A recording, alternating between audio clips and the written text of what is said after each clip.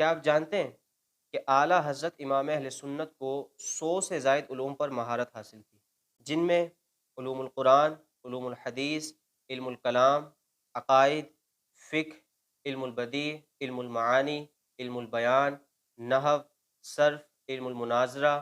فتویٰ نویسی، فلسفہ، منطق، ادب، شاعری، اسماء الرجال، علم الاخلاق، تاریخ و سیر، علم الفرائض، علم الانصاب، جغرافیہ، معاشرت، سیاست، معاشیات، فلکیات، ارضیات، جرح و تعدیل، ریاضی، بینکاری اور علم الادیان جیسے بہت سے علوم شامل ہیں۔ سوچنے کی بات یہ ہے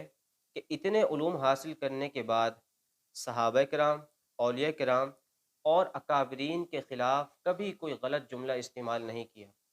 جبکہ آج کل کچھ لوگ دو تین علوم حاصل کر کے مفسر محدث بن کر بیٹھ جاتے ہیں اور قرآن کریم کی غلط تفسیر، احادیث طیبہ کی غلط تشریح بیان کر کے اکابرین کے خلاف زبان تان دراز کرتے ہیں۔ تو معلوم ہوا کہ جو جتنا بڑا عالم ہوگا، جتنا زیادہ جاننے والا ہوگا، وہ اتنا ہی اکابرین کا ادب کرنے والا ہوگا، اور جو جتنا کم علم ہوگا وہ اتنا ہی اکابرین کے خلاف بکواس کرنے والا ہوگا۔